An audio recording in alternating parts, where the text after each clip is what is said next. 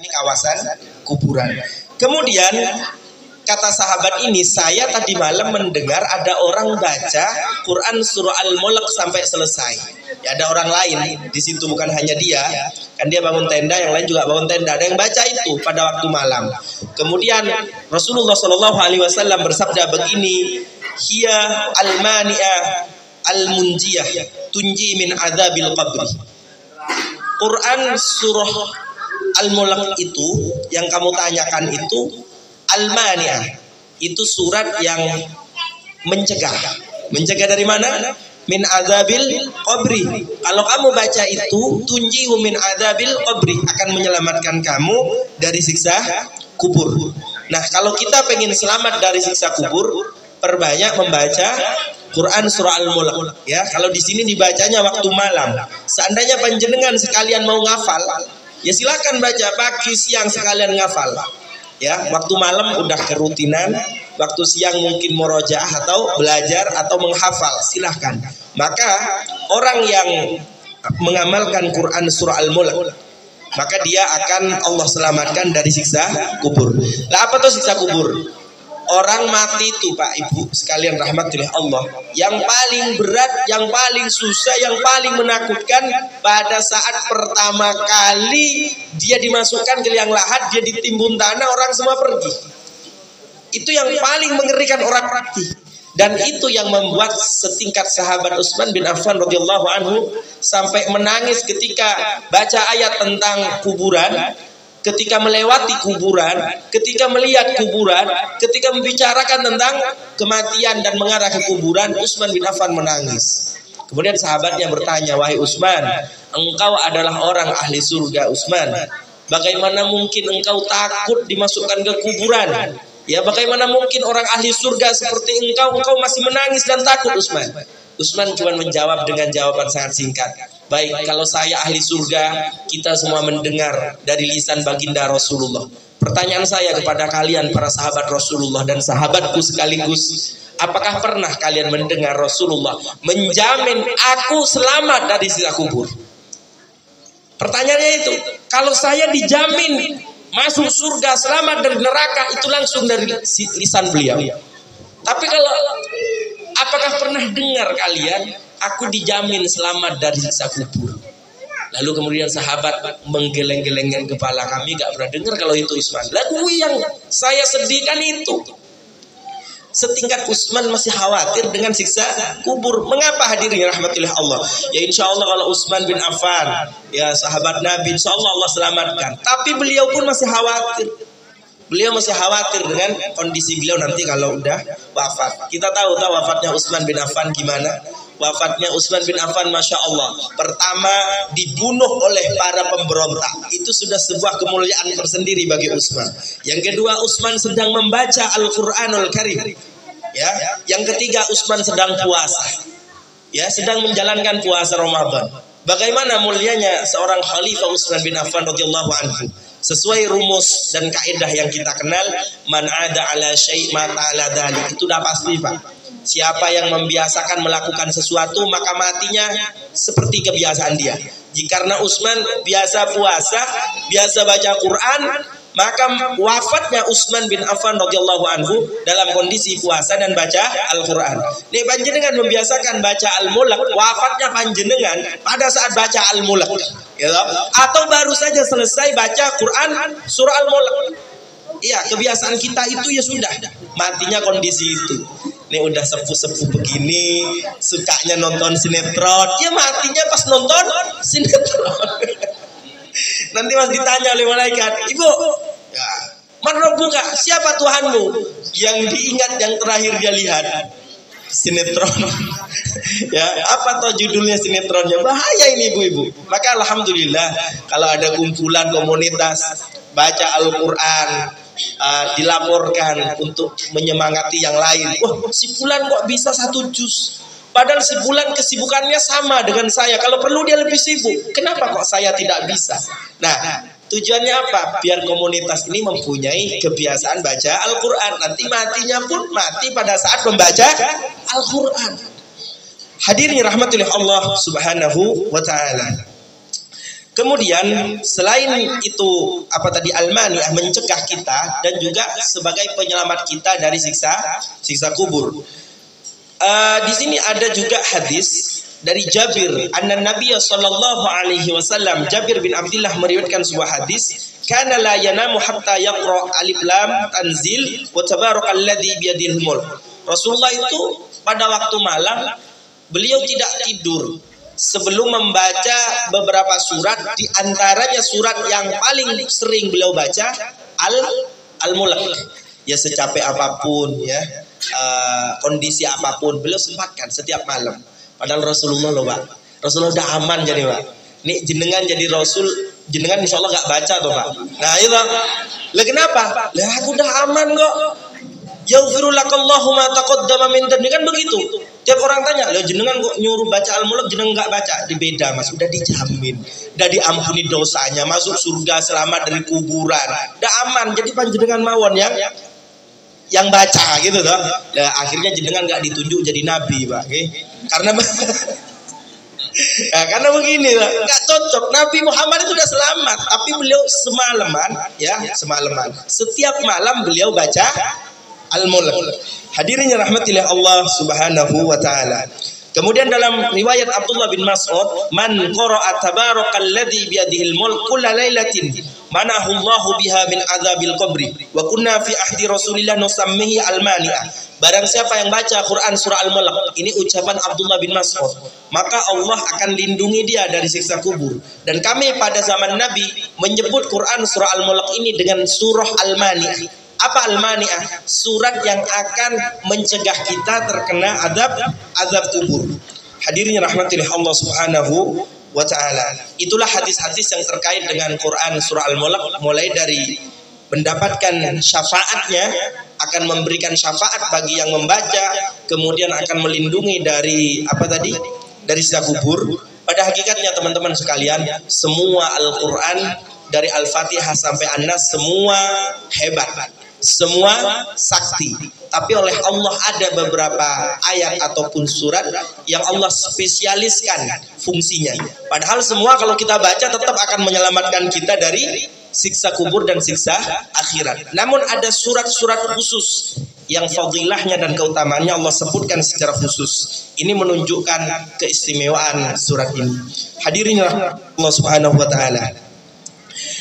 Kita akan sedikit membahas tentang Quran surah Al-Mulk. Ayat yang pertama kita baca bareng-bareng.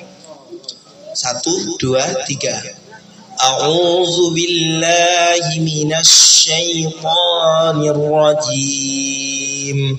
Bismillahirrahmanirrahim. Tabarakalladzi biyadihil mulku wa huwa ala kulli syai'in qadir. Cukup. Tabarakalladzi biyadihil mulku wa huwa ala kulli syai'in qadir. Apa kata tabarak? Tabaraka itu maha berkah atau maha suci, boleh juga. Yang biasa maha berkah. Tabarakalladzi, maha berkah, sumber dari semua keberkahan. Alladzi zat biyadihil mulku, yang ada di tangannya al-mulku, kerajaan-kerajaan.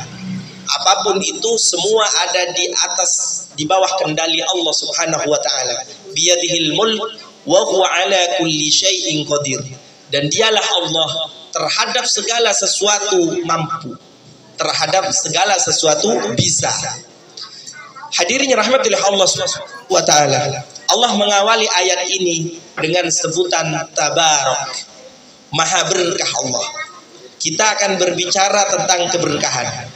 Memang keberkahan itu, hadirin rahmatillah Allah, secara bahasa al-barakatu itu diambil dari kata al-buruk. Bukan buruk bahasa Indonesia, Pak. Al-buruk. Apa al-buruk? Menetap. Ya. Lalu kata yang sama dari masdar al-buruk ini al-birkatu. Apa birkah? Sumur. Mengapa sumur disebut menetap? Karena di situ berkumpul air dan menetap di situ. Maka birkah bahasa Arab, bahasa Indonesianya sumur. Atau di sawah ada tanah yang ambles ke bawah terus ada airnya, itu apa disebut apa Pak? Bu. Sama ya sumur ya? Sumur. Nah, ini secara bahasa. Jadi birkah itu tempat berkumpulnya air. Al-buruk sesuatu yang menetap. Secara istilah apa itu al-barakatuh? Didefinisikan oleh para ulama khairun ilahiyun la yaf'aluhu illallah. Barokah itu khairun, kebaikan, ilahiyun yang datangnya dari satu sisi. Siapa? Allah, Tuhan. Kebaikan yang datangnya dari Tuhan, ya, dari yang segi dari ilahiyun itu nisbat. Nisbat itu apa ya istilahnya? Menisbatkan, menyandarkan, ya, menyandarkan. Jadi kebaikan ini datangnya dari Tuhan. La yaf'aluhu illallah. Kebaikan ini tidak ada yang bisa mengusahakan kebaikan ini kecuali satu, hanya Allah. Maka kalau kita simpulkan, berkah itu kebaikan yang memang murni datangnya wa ta'ala. Nah, itu namanya barokah. Maka ilmumu barokah. Ya, ilmu yang barokah, ilmu itu mengandung banyak kebaikan bagi dirinya, bagi orang lain, ya, bagi siapapun. Istri yang barokah, bapak-bapak, kebaikan banyak. Pada kebaikan, ya, banyak kebaikannya. Pada anak banyak kebaikannya. Pada tetangga banyak kebaikannya. Saya pernah mengunjungi salah satu jamaah.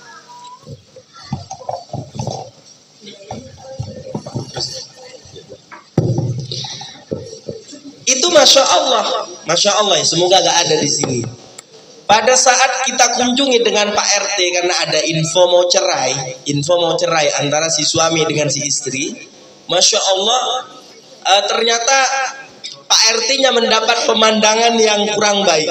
Ya, mertuanya nyapu di depan, membersihkan rumah di depan, oleh menantunya yang perempuan dibanting pagarnya itu dibanting, menunjukkan sangat tidak suka pada mertuanya. Nah, ini istri kurang berkah. Ya udah gak memberikan kebaikan, adanya nyakitin. Maka istri yang berkah jenengan harus doa kepada Allah. Begitu juga ibu-ibu, suami panjenengan berkah apa tidak?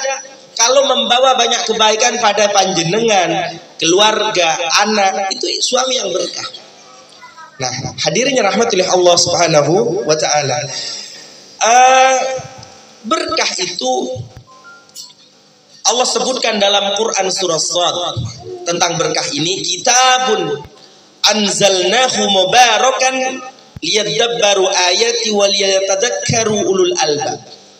Kitabun, kitab atau Al-Quran yang telah aku turunkan padamu, mubarakan, di dalamnya mengandung keberkahan, ya, liyadabbaru, agar mereka bisa mentadabburi ayat-ayat Allah dan agar bisa berpikir orang-orang yang mempunyai akal sehat. Jadi dengan Al-Quran, ya, jadi di sini disebutkan Al-Quran berkah. Nah, maka biasanya ngelap berkah gitu ya, orang ngalap ya, ngalap berkah, orang kenalnya begitu. Hadirnya rahmatullah Allah Subhanahu wa ta'ala, atau bahasa Arabnya tabarruk. Tabarruk itu ngalap berkah ini. Ngalap berkah ini terkait dengan ini. Wah, maka gitu Pak, kalau kita mau kaji Quran, setiap kata pemilihan Quran itu memang bukan asal cukup berbahasa Arab saja, tidak. Tapi bahasanya tingkat tinggi, penggunaan katanya benar-benar spesial dalam Quran. Saya banyak membaca kitab tafsir, bahkan untuk memahami Quran itu lebih dari 80 cabang ilmu yang harus dikuasai. Bayangkan, untuk bisa dikatakan seorang mufassir. Kalau sekarang kan bukan mufassir, cuman baca tafsirnya orang ahli tafsir kan begitu. Nah, hadirnya rahmatullah Allah. Banyak sekali para ulama, ada yang mengkaji Quran dari segi sesama Qurannya. Ada yang mengkaji Quran dari hadis, ada yang mengkaji Quran dari ucapan para sahabat, ada yang mengkaji Quran dari para tabi'in pakar tafsir. Ya, yang pakar tafsir. Ada yang mengkaji Quran dari segi gramatikal bahasanya. Ada yang mengkaji Quran dari setiap pemilihan katanya, kata per kata. Ada yang mengkaji Quran dari segi linguistiknya. Ada yang mengkaji Quran, berbagai macam para ulama mengkaji Quran dari semua aspek, semua hebat, semua belum dipecahkan satu persatu. Bayangkan, kita bahas satu kata aja ini udah selesai waktunya. Satu kata itu masih banyak pembahasannya. Jadi pemilihan ayat-ayat Quran, kata-kata dalam Quran itu masya Allah, ya, masya Allah, luar biasa. Ini menunjukkan kesempurnaan sang pemilik Al-Quran Allah Subhanahu Wa Taala. Kita lanjutkan. Tabarruk. Maka tabarruk atau ngalap berkah tadi itu pada hakikatnya perlu kita ketahui bahwasanya kebaikan yang banyak yang datangnya dari Allah atau disebut berkah itu hanya datang dari sesuatu sisi, yakni hanya datang dari Allah Subhanahu Wa Taala. Oleh karena itu orang Islam mestinya ngalap berkahnya sebagaimana yang ada dalam dalil-dalil Al-Quran maupun dalam sunnah Nabi Muhammad Sallallahu Alaihi Wasallam. Tidak ada orang yang bisa mendatangkan kebaikan apapun itu, ya. Semua kebaikan hanya datang dari Allah Subhanahu Wa Taala. Maka di sini yang pertama adalah bisa bertabarruk dengan Al-Quranul Karim. Kita ngalap berkah Al-Quran bisa. Ngalap berkah Al-Quran. Hadirin rahmatillah Allah. Karena Allah katakan fihi syifa'un linnas. Quran itu obat bagi manusia, kan begitu. Maka ketika kita ngalap berkah dengan Al-Quran, misal kita ngalap berkah gimana? Jiwa kita sakit. Kalau jiwa kita sakit sering baca Al-Quran nanti sembuh jiwanya, kan begitu. Bahkan badan kita sakit pun bisa dibacakan Al-Quran. Tapi dengan syarat apa tadi? Ya, yakin bu, nek jenengan alah tenanan ini bisa hilang dengan Quran, pasti tidak sembuh. Karena Allah sudah tahu niat panjenengan meragukan Al-Quranul Karim. Di Banyuanyar saya punya teman, istrinya itu nggak tahu kenapa tengah malam sakit perut sekitar 2 jam. Banting kanan, banting kiri, mau periksa gak punya uang. Waktu malam itu mau minta tolong ke siapa bingung, jam 1 malam. Ya, udah sekitar 2 jam dia sakit perut. Dia baru ingat, dia pegang air, dia baca Quran surah Al-Fatihah, ya. Kemudian dia baca surah-surah pendek dan dia katakan, ya Allah, saya mengharap kepadamu keberkahan dari Al-Quran yang saya baca. Dia tiupkan ke air ini, diminum, baru sekitar 4-5 menit sembuh total sampai sekarang, Pak. Itu orangnya masih muda, masih hidup sampai sekarang. Kenapa? Kalau panjenengan baca Quran dan yakin 100% atas kebenaran Al-Quran, kalau Al-Quran itu mengandung obat, Al-Quran itu mengandung keberkahan, pasti Allah berikan keberkahan itu. Namun kalau panjenengan ragu, kita tenanan apa enggak ya? Aku kok pusing mau baca Quran, tenanan enggak? Maka para hadirin rahmatillah Allah Subhanahu Wa Taala, ketika kita ragu, maka Allah pasti tidak memberikan keberkahan itu. Kenapa? Karena dasar kita ragu. Ya, firman Allah Subhanahu Wa Taala dalam hadis qudsi, ana inda dhanni abdi bi. Aku itu tergantung prasangka hambaku. Fa indana khairan fa khairun wa indana syarran fa syarrun. Kalau hambaku berprasangka baik kepadaku, aku katakan Quran itu obat, aku katakan Quran itu mengandung keberkahan, lalu meyakini itu, pasti obat dan keberkahan itu aku berikan kepada orang itu. Tapi kalau aku katakan itu namun kalian tenanan gak ini, Quranku bisa ngobatin tenanan apa enggak, maka pasti panjenengan tetap sakit. Ya, karena Allah tidak mau kalau panjenengan coba-coba dengan ayat Allah Subhanahu Wa Taala. Jadi dengan Al-Quran bagaimana? Entah panjenengan baca Al-Quran ditiupkan ke makanan atau minuman lalu diminum, atau mungkin panjenengan membaca meruqyah orang lain, sangat bermanfaat. Gitu ya. Meruqyah diri sendiri sangat bermanfaat. Apa kita butuh diruqyah wong kita agak kesurupan? Teman-teman sekalian, orang yang kerasukan jin itu gak harus selalu kesurupan. Benar apa enggak? Ya, jin itu masuk ke kita lewat hablul warid. Urat nadi pun dia keluar masuk melalui saraf-saraf kita, urat nadi dia keluar masuk dia. Maka kalau kita sering membaca Al-Quran, niatkan, ya Allah, saya ingin meruqyah diri saya, ya Allah. Maka lama-lama panjenengan rajin ibadah. Kenapa? Karena jinnya luar, gak kerasan dalam jiwa kita. Ya. Namun kalau kita jarang meniatkan ruqyah, jinnya numpuk, nanti repot ini. Sebetulnya jenengan gak usah niat pun, kalau jenengan sering baca Quran, jinnya gak kerasan sudah. Hadirin rahmatillah Allah Subhanahu wa taala. Kalau panjenengan itu dalam badannya jinnya banyak, bersarang di situ, tidak harus selalu diartikan kesurupan, tidak. Jin yang kesurupan ini jin yang paling rendah, bisanya cuma begitu. Jin yang paling mulia itu bisa melalaikan panjenengan dari mengingat Allah. Ya, maka cukup panjenengan dimasuki jin, jenengan lemah beramal soleh. Itu dampak kalau badan kita banyak jinnya. Suruh bangun subuh ya susah, suruh ngaji ya susah, suruh ngapain lagi Pak? Amal soleh ya berat, tapi suruh maksiat kok lancar mawon nih Pak. Nah, itu berarti jinnya banyak, perlu diruqyah. Baca Al-Quranul Karim, karena Al-Quranul Karim mengandung keberkahan. Gimana? Nah, termasuk itu, buka HP lebih banyak ketimbang buka Al-Quran. Dan buka HP itu gak tahu kok ringan banget ya. Nah ini berarti kesurupan jinnya udah banyak ini. Masya Allah. Ya tapi ada orang, Ustaz saya buka tutup HP tapi di situ saya baca Quran. Ya khair lah, baik lah. Tapi masalahnya buka tutup HP baca nama Bu? WhatsApp atau yang lainnya. Baik. Para hadirin rahmatillah Allah Subhanahu wa taala.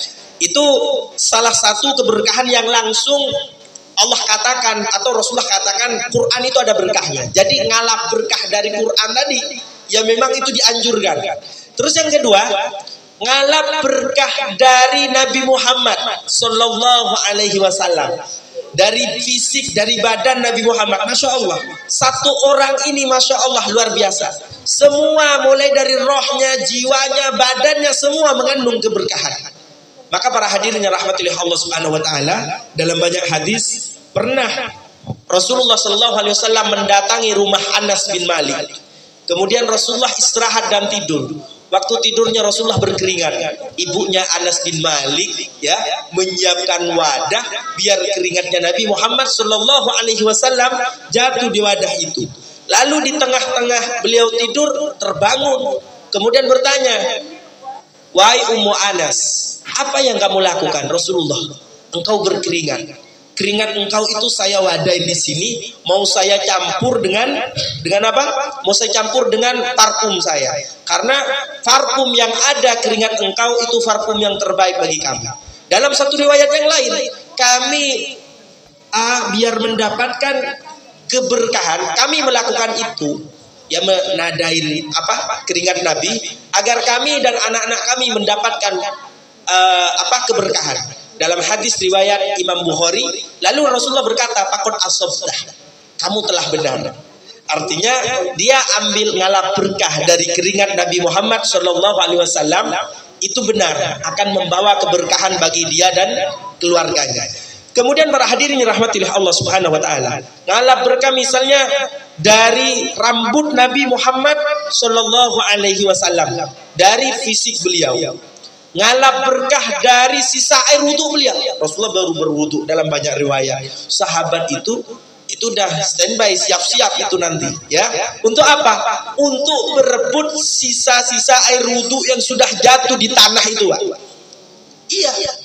Itu standby bukan untuk jaga-jaga. Beliau habis Rasulullah selesai berwudu, segera tangannya ini diletakkan di tempat-tempat yang basah bekas air wudu Rasulullah sallallahu alaihi wasallam. Rasulullah melihat, Rasulullah tidak memungkiri karena itu memang berkah. Jadi fisik Nabi Muhammad itu memang berkah. Nabi Muhammad sallallahu alaihi wasallam. Hadirin rahmatillah Allah. Bahkan ludah Rasulullah sallallahu alaihi wasallam pun itu berkah. Banyak hadis yang bicara tentang itu. Maka para sahabat ketika Rasulullah habis minum, banyak para sahabat pengen minum di bekas Rasulullah di situ minum. Biar ada ludahnya Rasulullah yang tertempel dikit saja, itu sudah berkah. Itu para sahabat terdahulu. Nah ini luar biasanya baginda Rasulullah sallallahu alaihi wasallam. Hadirin rahmatillah Allah Subhanahu wa taala. Maka kalau kita merenungi tentang keberkahan-keberkahan ini, karena keberkahan ini satu kebaikan yang datangnya hanya dari Allah Subhanahu wa taala, maka tidak bisa diusahakan oleh manusia siapapun karena memang murni datangnya dari Allah. Oleh karena itu hendaklah kita kalau ngalap berkah tadi ambillah keberkahan itu sesuai dalil yang ada. Maka di sini keberkahan ini dari Allah Subhanahu wa taala bisa berwujud dalam hal duniawi, bisa berwujud dalam hal ukhrawi. Artinya kebaikan yang banyak itu bisa dia dapatkan di dunia, bisa dia dapatkan di akhirat, bisa dia dapatkan di keduanya, dunia dan akhirat. Maka di antaranya adalah yang pertama adalah keberkahan Al-Quran. Sudah kita bahas tadi, tidak perlu diragukan. Para ahlul Quran ini akan mendapatkan keberkahan di dunia dan keberkahan di akhirat. Kemudian yang kedua, Nabi Muhammad tadi tidak perlu kita ragukan. Keberkahan beliau Nabi Muhammad SAW pasti didapat di dunia, pasti didapat di akhirat. Dan para ulama mengatakan keberkahan khusus Rasulullah SAW itu dibagi menjadi dua. Ada keberkahan yang boleh kita ambil, boleh kita ambil dari baginda Rasulullah SAW. Seperti apa contohnya yang boleh? Seperti tadi, keringatnya Nabi, sisa air wudhu Nabi, atau ludahnya Rasulullah, begitu ya, atau apanya dari Nabi Muhammad SAW. Itu keberkahan yang hukumnya kita boleh. Tapi kalau sekarang sudah gak ada ya. Bahkan ada orang, mohon maaf, ini banyak ulama yang komentar tentang ini. Ya kita sampaikan. Sekarang itu ada kan, kita pernah mendengar rambut Nabi Muhammad SAW. Itu tidak mesti benar rambut Nabi Muhammad SAW. Kenapa? Karena memang tidak ada uji ilmiah di situ. Ya, itu rambut siapa kita kan nggak tahu. Padahal cuma selai rambut loh Pak. Ya, boleh saja benar, boleh saja salah. Nah itu, apalagi diperbisniskan rambut Nabi itu ratusan juta bahkan miliaran loh Pak. Padahal ngambil rambutnya sendiri gitu Pak. Nah, ini kan bahaya.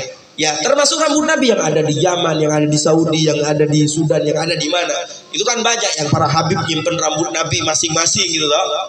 Nah, itu tidak bisa dibuktikan secara ilmiah kalau itu benar-benar rambut baginda Rasulullah SAW. Seandainya itu benar, ngalap berkah dengan satu biji rambut Nabi, itu dibenarkan. Boleh hukumnya. Ini rambut Nabi, aku tak usap-usapin ini rambut Nabi. Itu memang berkah, fisik beliau, semua yang nempel di beliau semua berkah. Kalau memang benar ya. Tapi jangan-jangan rambutnya sombong. Nah, ini kan repot toh. Hadirin rahmatillah Allah Subhanahu wa taala. Kemudian yang kedua, ini yang tidak kita sadari. Keberkahan yang wajib kita perjuangkan. Apa toh dari Nabi yang keberkahan yang harus kita perjuangkan? Mengikuti ajarannya, ya. Kalau ini bukan hanya sekedar boleh, kalau orang ambil berkahnya, ngalap berkahnya dari keringat Nabi, sisa air wudhu Nabi, ya, dari bersalaman mencium tangan Nabi biar nempel ke badan dia, memang itu boleh, itu berkah. Tapi ada ajaran keberkahan yang sifatnya wajib kita ambil dari Nabi, yakni mengikuti ajaran Nabi. Mengapa?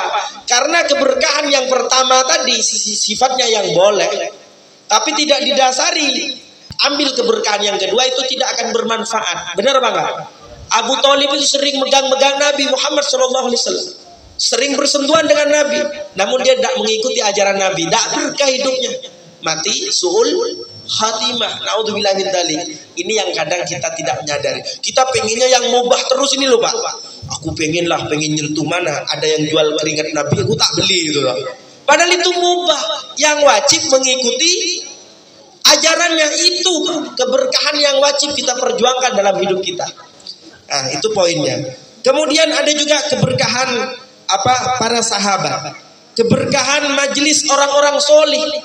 Ya, itu banyak dasar tentang itu. Ada orang soleh berkumpul, maka keberkahan unzila alaihi sakinah wa hafathumul malaika, ya toh? Datang turun sakinah, ketenangan, malaikat menaunginya karena di situ penuh dengan keberkahan. Orang yang thalabul ilmi juga berkah. Ada juga yang begitu.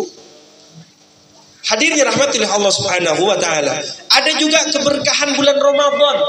Itu juga disebutkan oleh Nabi Muhammad sallallahu alaihi wasallam.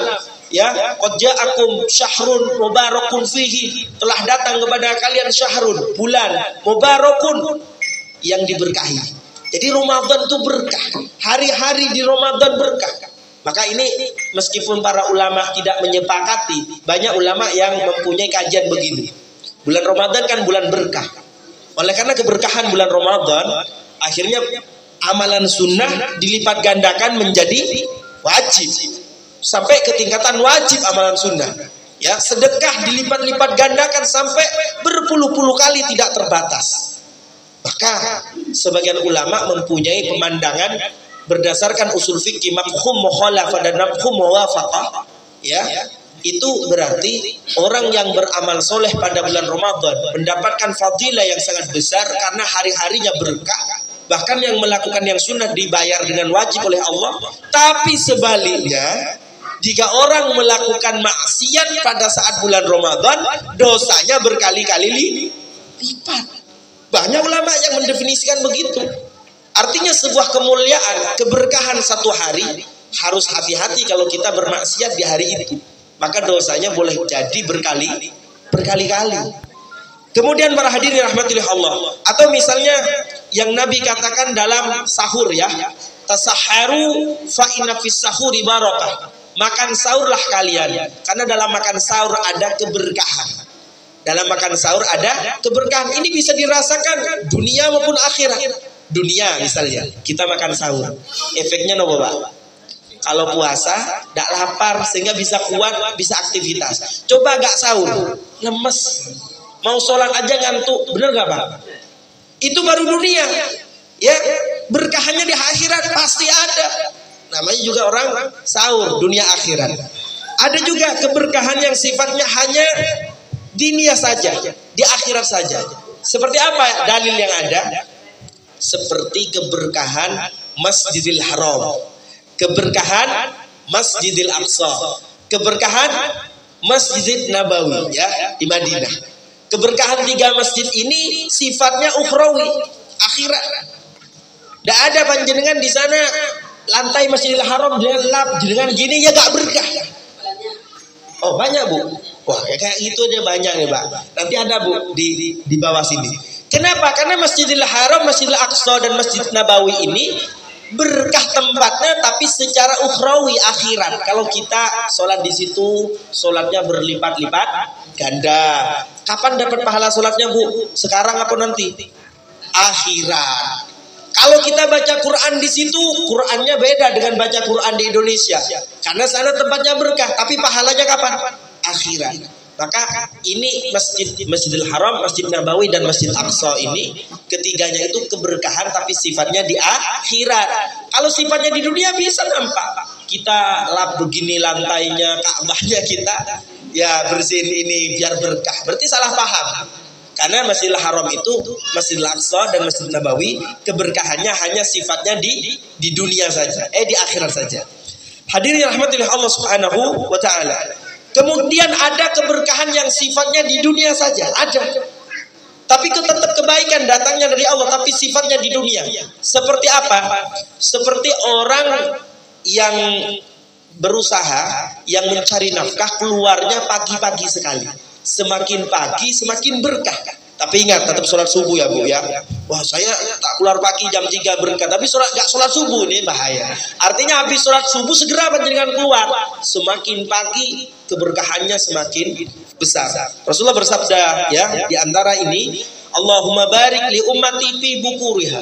Ya Allah, berkahi dalam umatku fi bukuriha. Ketika mereka keluar mencari nafkah, semakin pagi semakin besar berkahnya.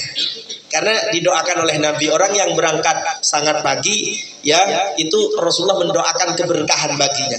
Maka kita yang mencari nafkah, semakin pagi semakin berkah, semakin siang semakin tidak berkah. Ini orang jualan kalau keluar jam 7 ya nanti gimana? Ya, keluar jam 12 siang ya, jualan gorengan jam 12 siang. Lah siapa yang beli? Jual es kalau siang. Hadirin rahmatillah Allah Subhanahu wa taala. Ini sifatnya di dunia.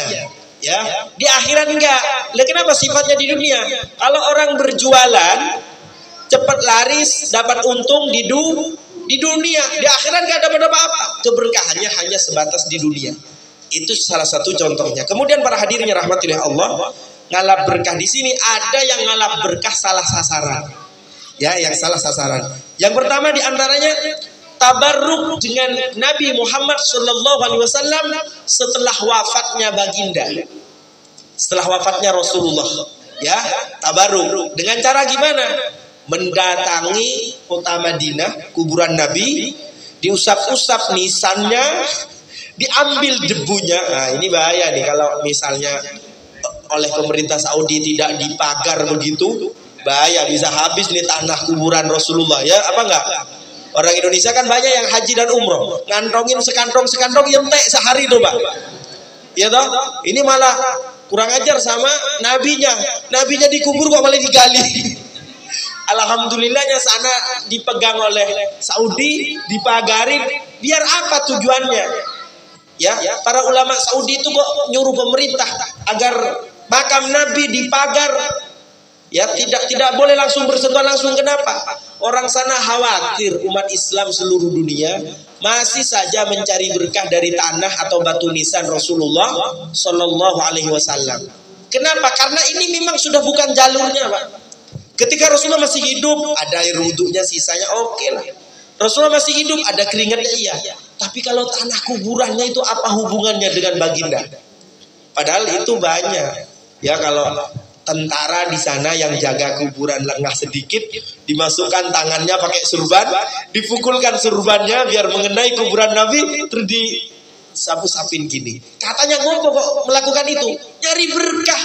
Kok jauh-jauh nyari berkah? Nyari berkah mengikuti ajaran baginda Rasulullah, udah berkah itu. Jadi orang Indonesia suka yang boleh-boleh ini suka, ya. Tapi ternyata ini bukan boleh, Bu. Ini hukumnya haram, sudah tidak boleh. Apalagi datang ke Masjid Nabawi berdoa, wahai Rasulullah, berikanlah saya syafaatmu. Boleh apa enggak? Enggak boleh, karena Rasulullah sudah wafat. Ya, minta syafaat Nabi itu doanya pada Allah. Itu malah syirik malah. Enggak berkah udah kalau udah melakukan kesyirikan. Hadirin rahmatillah Allah Subhanahu wa taala. Jadi tidak dibenarkan. Bahkan kami punya banyak teman di Saudi, orang Indonesia itu kalau tidak diperhatikan, bukan hanya itu, Bu, kain kiswa aja digunting, ya. Itu benar. Bukan buat kenangan, Pak. Kami di Jawa Timur buat jimat loh, Pak. Iya. Bukan hanya sekedar buat kenangan, itu buat jimat itu. Ada satu benang, ini benangnya kain kiswa ini mulia, itu disimpan, bisa buat kaya, anak-anaknya pinter, nanti membawa keberkahan, kata dia. Nah, ini bahaya ya. Kalau dibiarkan udah tiap hari Ka'bah ganti itu kiswah itu, rugi pemerintah Saudi itu. Masya Allah, orang Indonesia itu luar biasa. Nah, ini kenapa? Karena belajar bab berkah dak tuntas. Hadirin rahmatillah Allah Subhanahu wa taala. Bahkan teman-teman sekalian, setelah Rasulullah wafat, tidak pernah dijumpai satu riwayat meskipun hadis lemah. Meskipun hadis lemah loh, Pak. Apalagi palsu atau lemah belum pernah ada. Ya, kalau yang sahih pasti tidak ada. Sahabat ambil berkah pada sahabat yang lain, memperlakukan sebagaimana Rasulullah sallallahu alaihi wasallam. Saya mau tanya, Abu Bakar itu orang wali apa enggak, Bu? Abu Bakar itu orang wali apa tidak? Abu Bakar As-Siddiq. Kan wali itu kekasih Allah. Abu Bakar itu kekasih Allah apa tidak? Tidak ada yang di atas Abu Bakar. Itu Abu Bakar hanya di belakang Nabi sedikit. Begitu ya. Kalau Nabi gak ada bandingannya. Umatnya itu Abu Bakar yang paling wali. Bukan Sultanul Aulia, bukan Syekh Abdul Qadir Jailani. Beliau ulama biasa, bermadhab Hambali. Kalau mau dikatakan rajanya orang wali setelah Nabi, ya Abu Bakar. Benar apa enggak? Setelah Rasulullah wafat, tidak ada orang ambil berkah dari Abu Bakar sebagaimana Rasulullah. Abu Bakar wudu, siapa yang ngerebut wudunya Abu Bakar? Tidak ada. Abu Bakar ngeludah, siapa yang ngambil ludahnya? Tidak ada. Abu Bakar minum, siapa yang ngerebut bekas minumannya? Tidak ada. Satu pun sahabat tidak ada. Begitu juga dengan Umar bin Khattab, Utsman bin Affan. Semua para sahabat Nabi mereka hanya sepakat keberkahan itu dalam jiwa baginda Rasulullah. Rasulullah wafat, tidak ada yang berkah habis itu. Tapi yang kita saksikan dari masyarakat kita gimana? Bekas minum kiainya diminum, bekas kumur-kumur ustadznya diminum. Kenapa? Berkah. Padahal ustadznya belum gosok gigi loh 2 hari. Nah, ini kan salah persepsi tidak tuntas dalam bab barokah tadi, ya. Kemudian mendatangi kuburan, wah, kuburan orang wali, diusap-usap, masya Allah, surbannya diginin, biar berkah. Kan saya katakan bahkan kuburan Nabi pun tanah yang ada buat menutup jasad Rasulullah itu sudah gak berkah. Yang berkah malah jasadnya itu berkah. Tapi kalau tanahnya tidak berkah. Nah, hadirnya rahmatillah Allah Subhanahu wa taala itu salah kaprah ya, tidak boleh ya. Tabarruk dengan orang soleh yang sudah wafat, atau misalnya tabarruk dengan pohon, dengan batu, dengan jimat, dengan apapun, itu tidak dibenarkan dalam Islam. Hadirnya rahmatillah Allah Subhanahu wa taala, ini adalah satu kajian dari Tabarakalladzi biyadihil mulk wa huwa ala kulli syai'in qadir. Intinya semua keberkahan itu datangnya dari satu sisi, yakni dari Allah Subhanahu wa taala. Kalau Nabi tidak mengatakan itu berkah, kita tidak berani mengatakan itu berkah. Kalau Allah tidak mengatakan itu berkah, kita tidak lancang mendahului Allah itu berkah. Ya, lalu kita katakan yang berkah menurut Allah dan utusannya. Yang tidak berkah menurut Allah yang utusannya yang apa? Maka kita ikuti aja begitu. Dan tidak ada seorang pun di muka bumi yang mau diserupakan dengan Nabi. Tidak boleh diserupakan. Kalau Nabi ludahnya berkah, ada kiai berludah tidak berkah. Itu kuman, gitu. Nah, itu, Pak. Kalau Nabi dulu pernah hijamah, bahkan darahnya itu iman-iman sampai ditelan oleh sahabat, Nabi tidak mengingkari itu. Kalau darah hijamah panjenengan ditelan, itu penyakit ya Pak Siddiq. Nah, itu. Kalau panjenengan berwudu, Nabi berwudu banyak ngerebut, kita berwudu nggak ada yang ngerebut. Karena semuanya itu yang keberkahan hanya dari baginda Rasulullah sallallahu alaihi wasallam. Wallahul muwaffiq ila sabilir rasyad. Ini baru bahas satu tabaraka, belum lagi biyadihi, belum lagi kita bahas al-mulk. Wah, itu luar biasa. Maka setiap kata dalam Quran mengandung keunikan dan kehebatan tersendiri. Hal ini semua menunjukkan pada kehebatan sang pemilik Al-Qur'anul Karim. Walafu minkum. Sebelum saya tutup mungkin ada pertanyaan, saya persilahkan. Monggo yang ingin bertanya, bukan Mas Teri ini aja, mungkin yang lain. Ada satu pertanyaan, monggo. Siapa? Enggak ada? Nanti pertemuan berikutnya ya. Enggak ada? Pun pinter tatap. Wah, alhamdulillah ya. Semoga kita semua mendapatkan keberkahan Al-Qur'an Al-Karim. Amin Allahumma amin. Kita tutup, saya akhiri dengan doa kafatul majelis. Subhanakallahumma wa bihamdika asyhadu an la ilaha illa anta astaghfiruka wa atubu ilaik. Wallahu walafu minkum. Assalamualaikum warahmatullahi wabarakatuh. Waalaikumsalam warahmatullahi wabarakatuh. Maaf, mungkin lain kali bisa ada pertanyaan, karena terus terang saya tadi belum makan nasi. Jadi ini ditunggu ini benar-benar. Ya, sambil intermezzo kepada Bapak Ibu semuanya. Kursi-kursi yang ditumpuk di sebelah ini adalah dijual. Hari ini gratis. Benar gratis. Ongkirnya.